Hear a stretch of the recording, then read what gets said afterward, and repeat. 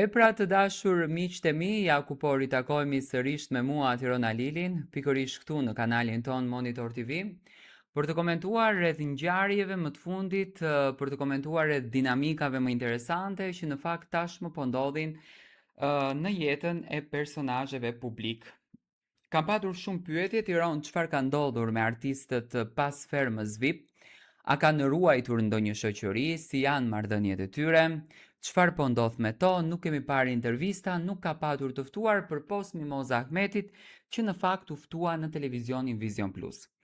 Tani unë mund të bëj një përmbledhje të ngjarjes, do të thënë të komentoj situatat.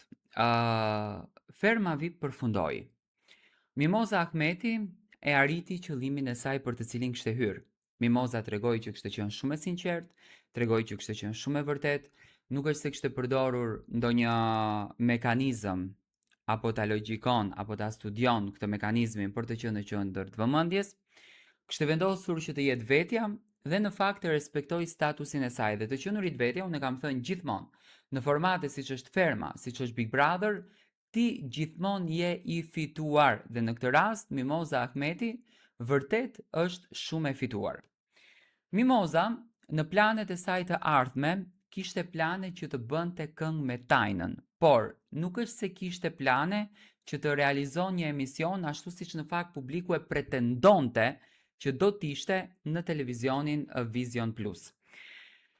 Mimoza ka folur me shumë dashuri edhe për bashkëtuesin e saj, i cili kishte mbetur i habitur nga ajo që Mimoza kishte treguar në ferm, dhe nga ky dimensioni Mimozës që Mimoza nuk e kishte shprehur ndonjëherë më parë, ndoshta edhe ka shprehur, por ne nuk e kemi ditur, kështu që ka treguar një anë të saj interesante që në fakt ka ngritur pikpyetje të mëdha se çfarë po ndodh me të.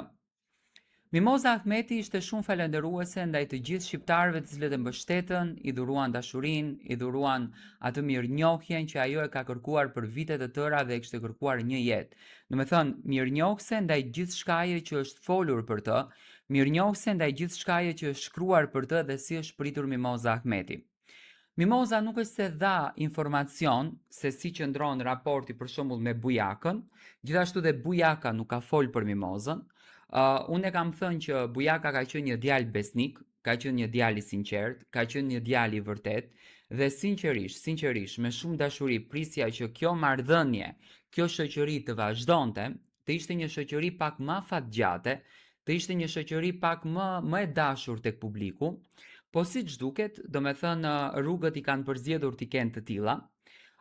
Nuk ka ndonjë shoqëri mes fermerëve, fatkeqësisht e gjitha ajo që në fakt është krijuar brenda në ferm ka mbetur në personale të tyre, domethënë është një inat personal tashmë, dhe Mimoza ka përzgjedhur që të mos të flet për një rrugtim të cilin ajo tashmë e ka mbyllur, domethënë të mos të flet për fermerët, por të flet për jetën e saj. Siç duket nga ajo që unë arrita të kuptoj në fakt nga intervista ekskluzive që Mimoza Ahmeti bëri, e kuptova që Mimoza, domethënë thjesht ishte shumë krenare që kishte ndërtuar një shoqëri të bukur me Ilir Shaqirin.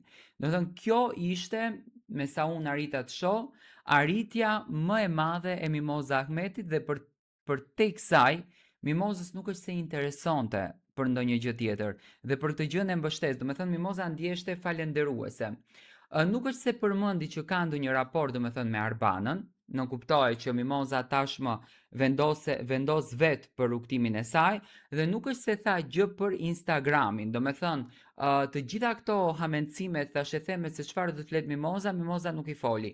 Ishte thjesht falënderuese. Domethënë ajo çfarë ne presim nga Mimoza është projekt i ri me Tajnën, që nuk tha që e ka ftuar Tajna, por që ishte një dëshirë e vet Mimozës. Nga ana tjetër, shoqëria mes fermerëve siç duket nuk ekziston më.